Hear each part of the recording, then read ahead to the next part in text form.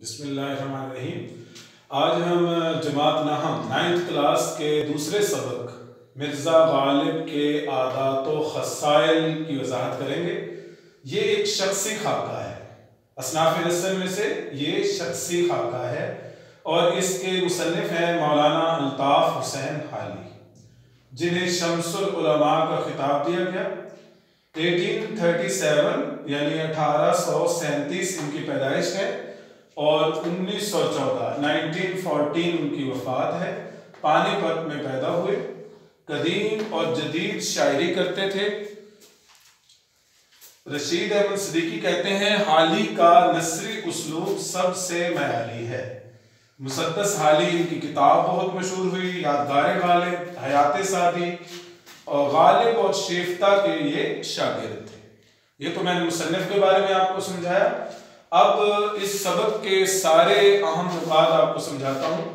मिर्ज़ा गालिब के अखलाक नहायत वसी थे।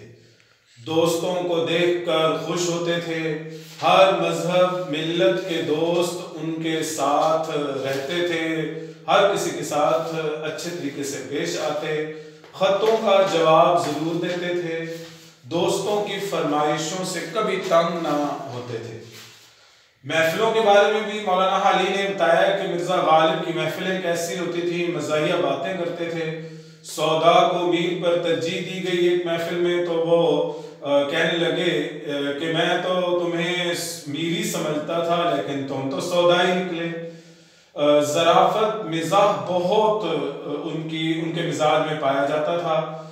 इसी वजह से उन्हें हैवाने ज़रीफ़ कहा जा सकता है। रोज़े के बारे में भी उनका एक लतीफ़ा मौलाना हाली ने पेश किया है कि रोज़े के बारे में उनसे पूछा गया कि कितने रोज़े रखे, तो उन्होंने फरमाया एक नहीं रखा। तो इसी तरीके से मुरव्वत और लिहाज उनमें बहुत ज़्यादा था। हर किसी का लिहाज रखते थे। आमदनी बहुत थोड़ी थी लेकिन हौसला बहुत बुलंद था। कोई भी साइल सवाली उनके घर से खाली हाथ ना जाता था। हर किसी को कुछ न कुछ फ़कीर को देते थे, गरीबों की मदद करते थे और आम उन्हें बहुत पसंद थे। आमों के बारे में उनकी राय भी लिखी गई है यहाँ कि आमों के बारे में मिर्ज़ा गालिब की राय ये थी कि आम बहुत ज़्यादा हो और मीठा हो, मीठा हो और बहुत ज़्यादा हो। तो ये था सबक नंबर 2।